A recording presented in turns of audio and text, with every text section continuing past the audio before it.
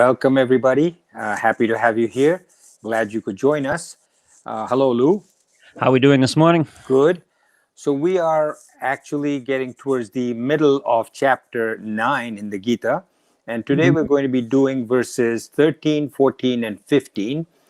And this is a curious part of the Gita where a lot of people say, I don't really understand why these things are so important. And we can talk about that as we'll go further, because you'll see that some people just skip chapters 10 and 11. And Lou and I were talking about what to do about that. Maybe we'll just give it a little short synopsis instead of going through it in detail.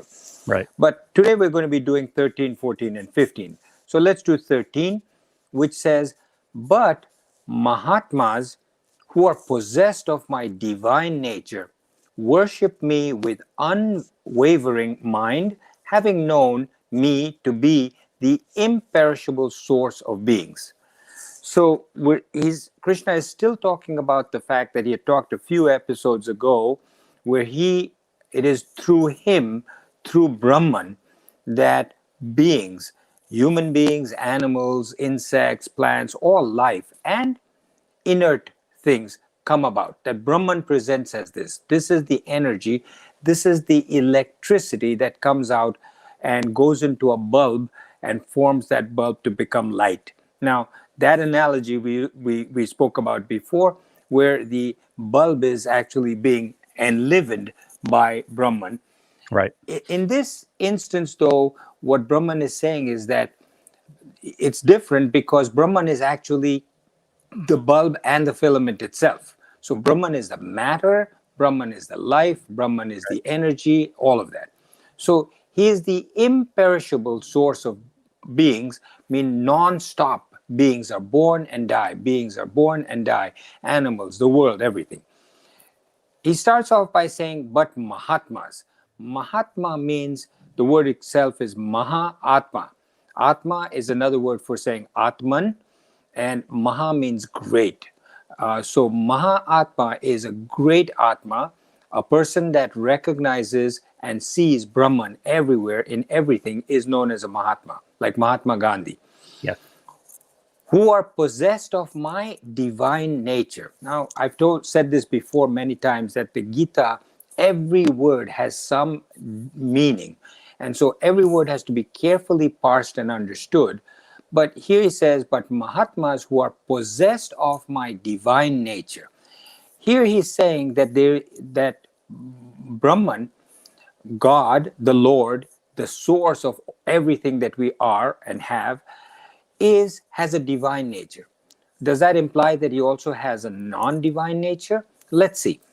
So those people who take the Devik Prakriti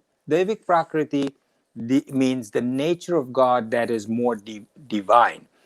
Those are qualities of humility, and we each have them within ourselves. Within ourselves is a small mini Brahman, an Atman, and Right. we each have, no matter how peaceful, kind, loving you are, there's a part of you that can get angry or get lazy.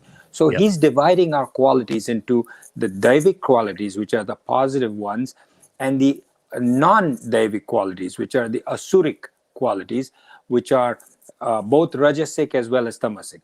So the Daivik qualities are humility, compassion, faith, kindness, service to other people, being accommodating of people when they need something, accepting their faults, forgiveness, donate time, effort, money to people that need it, having a quiet mind, being peaceful, control of one's senses and organs of action, sharing with other people, caring. These are all Daivik qualities. Asuric qualities, on the other hand, Asuric Prakriti, is greed, anger, jealousy, hatred, fear, sadness, pride. All of these are negative qualities. Now, in Asuric qualities, he divides it into two. One is Rajasic Asuric qualities, which Rakshasa. Rakshasa is demon. Rakshasic qualities are Rajasic. So they're full of passion, action, thirst for something, a craving for something, attachment to something. So those are more Rakshasic qualities, Rakshas meaning demon. And the next are Asuric qualities, which are indolence, low in energy, tamasic, ignorance, delusion, inertship, not wanting to do anything, just be lazy. So these are all the negative qualities that we each have in us. Now, what Krishna says is that you can have a Daivik Sampatti. Sampatti means wealth. So Hmm. Daivik Sampatti means wealth that comes because you have qualities that are the positive ones, Right. the ones we mentioned before. And there's Asuric Sampatti, which means wealth that you get from the world, money, power, fame, those kind of things. Hmm. And what he's saying is that the Daivik Sampatti truly gives you peace and happiness. And it's forever making you really, truly wealthy. That these other worldly wealth and power, fame, etc., it only brings you more anxiety and more unhappiness and more stress. And I think you will notice that as you look around to people that you hear about in the news who have tremendous wealth or power or fame, are not as happy as those who maybe live a more modest life. And there's nothing wrong with being rich or famous or powerful.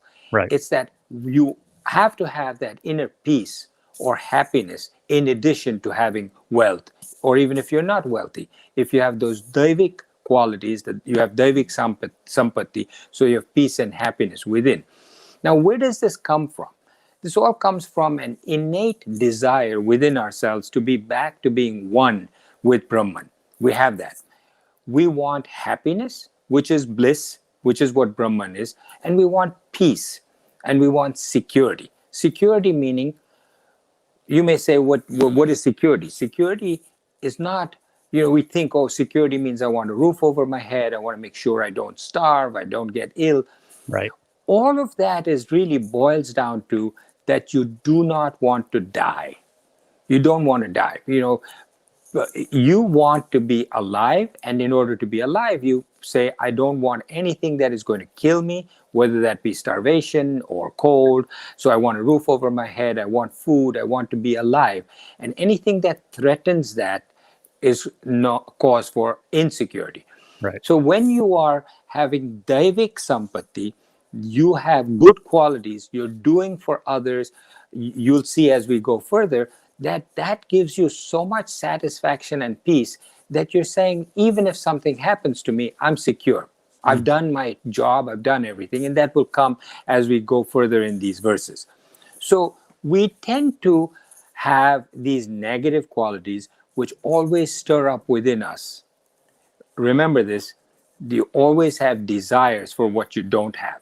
When Right. you're asuric, when you have these negative qualities, you're always desiring what you don't have, always having these, as we discussed in a previous verse, these vain hopes, saying, if I get that, I'll be happy. Hmm. Now, as I look back, and I'm just like you, friends.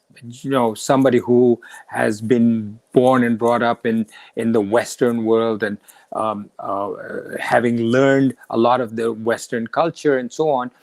We tend to look towards more worldly possessions. In the East, it's more so, not so much now, but in the past, more towards looking inward and meditating and so on.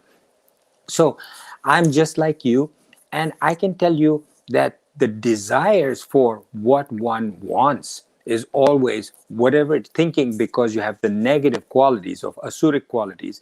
You say, if I get that, if I have that vain hope, if only I get that, I'll be happy. And Right. in these past 70 plus years that I've been around, I can tell you that many times I said, if only I can get through high school, I'll be so happy. I'll be the happiest person on earth. You Right. get to college and you say, if only I can get through college, I'll be so happy. If only I get through medical school, become a doctor, and get my diploma, I will want for nothing else. Now, these vain hopes just continue throughout life. If only I get. So look at your own lives, look at your own self, and say, how many times did I say, if only this? These are all known as vain hopes. And one dies with hopes and those hopes only go on to the next life. The same mind, the same intellect comes new body, and it still has those same vain hopes and the desires. So when you do get something that you're hoping for, then you become attached to it. They say, I don't want to lose this. Mhm. And you get attached to what you have, and then you're fearful that A, you will lose it, whatever it is that you've wanted, and you get it, Right. and you're fearful that it may not give you the happiness that you were seeking from it. So these are known as vain hopes or moga asha. This, if only I get this, I'll be happy. Now, in every decision you make, there is a choice of two things. One is going the Daivik way, the godly way, the positive way, and one is going the negative way or the Asuric way. Every day you will see little glimmers of both these things within yourself. Believe it or not, if you talk with conscience, look into your conscience will push always the more positive Daivik way. But we tend to go with the Asuric way, the negative. Hmm. If in fact you try to focus on doing the positive, your world will change with time. I promise you this. You, instead of saying, I want to have more acquisitions, more worldly pleasures, if you choose the way of Brahman, in time you will see how much happier and better you are. So that you get glimmers of Daivic feelings. Express it daily.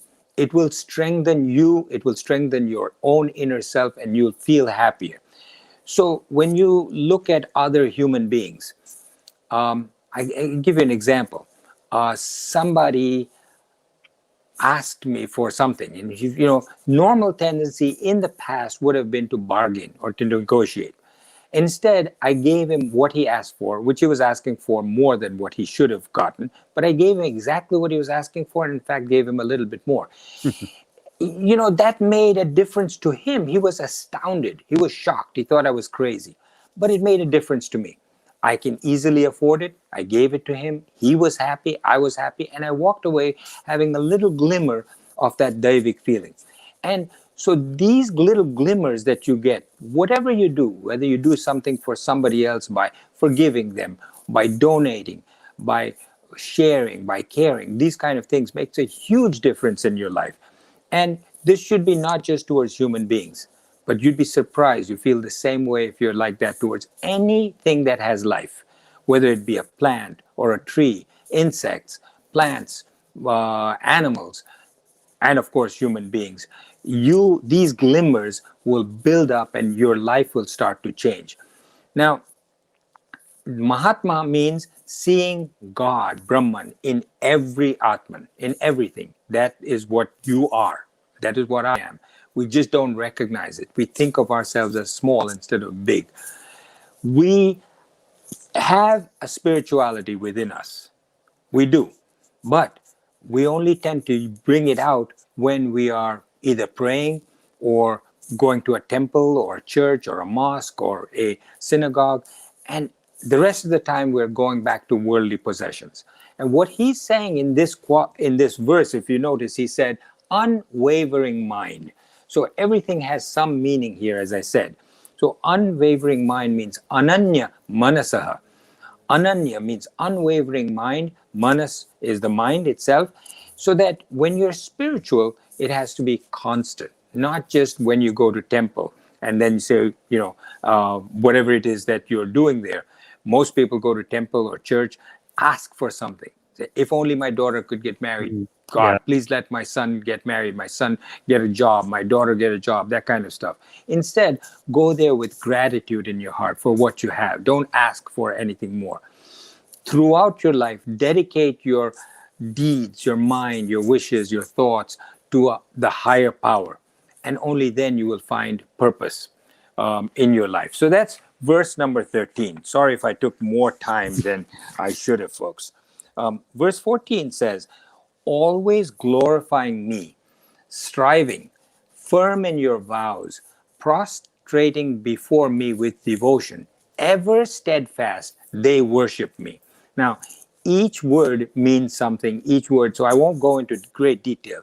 But as you start to develop, everything starts to show itself as the glory of Brahman. You will see that this happens. Even if you go from 0 to 1, where Right. you're ultimately should be 100, you'll see a difference. Just going from 0 to 1 or 2, you see a huge difference in your attitude or devotion, because you start to feel humble. Right now, you may think of yourself as big, powerful, strong, rich, famous, whatever. When you see how bigger Brahman is in terms of all of this, you start to become humble. Your ego becomes humble. You start to feel the humility. You start to feel, I'm nothing in front of Brahman. I'm nothing in front of the Lord. I'm nothing in front of God. I purposely tend to hold off on words like Lord and God, but Hmm. use the word Brahman, because if I start to use the Lord or God, we will all start to think of God as we thought of it our whole life. I'm Right. using the term Brahman, but you can intersperse it with Lord and God, because that's really another term for Lord or God. So here, if you remember, we talked of each one of us having a body, a mind, and intellect, right? So Yeah. the body is where which we use to act, and with the body we do action. The mind is where we think, we feel, we have emotions, and the intellect is one that we use to decide, should I do this or should I do that? Really analyze, is this good for me, that good for me, is this better, is this not? That's what the intellect does. It analyzes, it makes choices, it thinks. So, what our ancestors said is that if you're more body oriented, in each one, it's not like one third, one third, one third, one third body, one third mind, and one third intellect. Right. Some people are just purely all body. They don't think very much. They don't have much emotions, and they may not have any intellect, but they're very strong and very physical. So for them to try and reach Brahman, they need to use their body towards service towards the Lord, towards Brahman. Right. Those others who have a very powerful mind, more emotional, weak body, weak intellect, they use devotion and bhakti towards getting to the Lord. And the third quality, which is very intellectual, always analyzing, always deciding, always thinking, less using of the body or the mind, they have to use jnana yoga. And we'll talk about each one of these. So, you either use the body and you act and do karma yoga to get to the Lord, to become one with Brahman, or you use bhakti yoga, devotion, or you use jnana yoga. So, in this verse, always glorifying me, striving, firm in your vows, prostrating before me with devotion, ever steadfast, they worship me. He's talking about two things. One is that either you use karma yoga or you use bhakti yoga. He's not talking about jnana yoga, not talking about the intellect yet. Generally, each one of us is a mixture of all three. So you need to do some karma yoga, do something for others without any selfish motive in it for yourself. And use bhakti yoga, having devotion towards the higher power so that you get there. Karma yoga is the path of action for those who are body oriented. Bhakti yoga is the path of devotion for those who are mind oriented. So in Karma Yoga, the actions are all dedicated to the highest altar, to the Brahman, Hmm. yourself, your own self. But this activity should not be polluted with anything yourself, not polluted with, I did it, it's me, I was the cause of this, not what am I getting out of it? What reward? I should want my name for this work that I did. Nothing. But each and every action that you do is dedicated to Brahman and no thought of reward for yourself. So, on a practical level, as we are starting out, how do we do this? Practical level, you start by working for an unselfish cause, doing something for somebody else without trying to portray your name or who you are or what you're getting out of it. Don't even think about what you're getting out of it. Don't even think about having your name attached to something. Try and do it so that others benefit from it. That's karma yoga. You can build a house for somebody, you can give some food to somebody, you can use your body to help somebody else. In bhakti yoga, all feelings which come from the mind are surrendered to Brahman. The mind is ever devoted to Brahman with the least involvement of the body or mind or intellect in this world. Satatam means always, always have it constantly throughout the day, constantly thinking about Brahman, praying or thinking of God throughout your life. Worship or prayer cannot be part-time. It has to be a full-time thing, a full-time awareness of Brahman throughout your day. Not just going once a day to the temple or once a week, and it has to be a full-time awareness with no other thoughts. Now that's hard. It's hard for Yeah. somebody who is at 0 or 1 level. But I'm just saying, if that's your goal, even if you get slightly higher, you're better off. In Vedanta, what you can do is what we're taught in Vedanta is, if you cannot conceive of becoming self-realized in this lifetime, at least think in terms of becoming self-developed. Just develop yourself. Just try to make yourself better, to be a better human being. That's how you start. And how do you do practical bhakti? How do you start? By having gratitude towards Brahman, towards Atman, for taking care of your body, for being able to breathe. I mean, if you just look at all the things you have to be grateful for, just in terms of how your body functions, how you breathe, how you have immunity, you have so much to be grateful for. That's one way of doing practical bhakti. When you go to temple, when you go to synagogue, church, don't pray for what you want. Put that aside. Pray to try and become one with Brahman. Pray whether you go to church or a mosque, it doesn't matter, or a synagogue or a temple. Pray for just becoming one, to be grateful for what you have.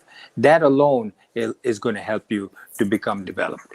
So quickly, verse 15, yet others, sacrificing by the yajna of knowledge, worship me as one, as distinct, and as manifold, facing all directions. Now, verse 14 was karma and bhakti yoga. This verse 15 is jnana yoga. If you remember, we talked in one of our previous sessions about what is a yajna. A yajna is, in the olden days, you used to have a square made of wood or stones, and Right. people from the community all came and made offerings. They put rice, or not cooked rice, but raw rice, wheat, sugar, butter, things that had quality to it, and all contributed to it. Every time you added something, the fire would go up, and you say, okay, God has accepted it. And everybody put it in. Nobody counted who gave more, who gave less. It was common pool, put it all, and the priest kept saying prayers, prayers, prayers. At the end of it, the fire died down. Everybody took the ashes, put 3 lines across their forehead, either up or sideways, and then went to the temple and got blessings. What that really means is that a yajna, you're offering something as a community. Nobody's counting what you did individually. It's a teamwork. You all put it in together. We all get rewards from it together. And whatever you offer, butter, let's say you pour a cupful of butter in the fire goes up as a result. Your efforts, when you do for the community, let's say you're a whole bunch of co-workers in the workplace, everybody does his thing. As you do your offering to that work, the work benefits from it, and then you get the satisfaction. Those 3 lines represents the body, the mind, and the intellect, and those 3 stripes across your forehead mean that you've done this, and you're trying to better your body, your mind, and your intellect. Going to the temple, getting sweets, and eating this means that you've gotten the rewards of your benefits. But it also means, here he's saying, sacrificing by the yajna of knowledge means you're sacrificing your ignorance. The world is the yajna. You're sacrificing your ignorance. You're giving up your ignorance to get knowledge. Now, knowledge isn't what people are saying, well, what's a spiritual man? Somebody who knows the scriptures by heart. He says every mantra he was able to say, every verse he's able to say. No. Knowledge is what you're getting now.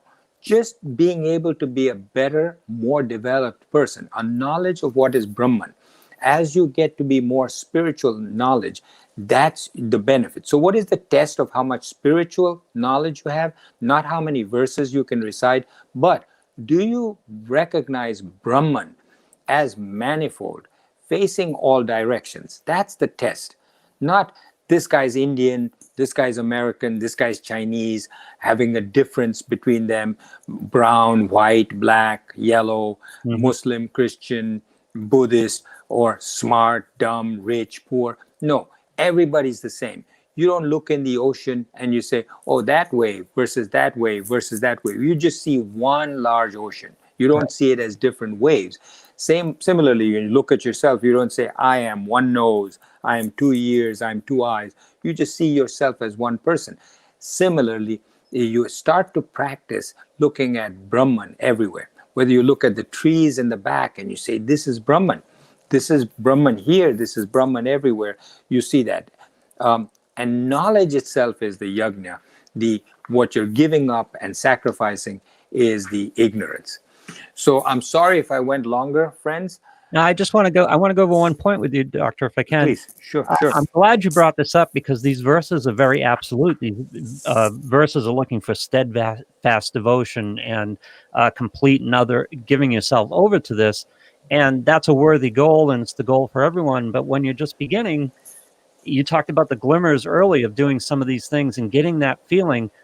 Doing those small pieces and being on a scale of 1 on a scale of 1 to 100, there's still benefit to that. There's great benefit to that. And it just encourages you to go further. Yes. So is there a question there? You're just making a comment, Luke? I'm glad you pointed out, because again, these verses are aimed at devotion, and many people might find that intimidating. I can't be 1,000% devoted to Brahman now. That's not where I am in my life. But that's okay. Just keep working towards it and keep doing more things and giving yourself those glimmers of it, because it's going to encourage your journey going forward. Yeah, and you bring up a very good point, that when we were going to classes, my wife and myself, Lalita and myself, we used to go to classes.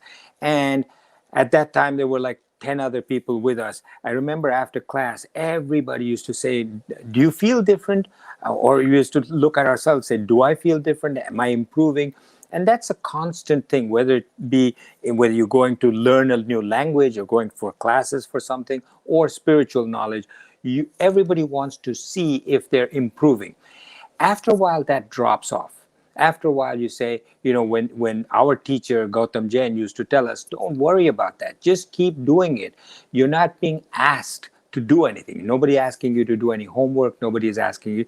Just listen and try and understand. That's all you have to do.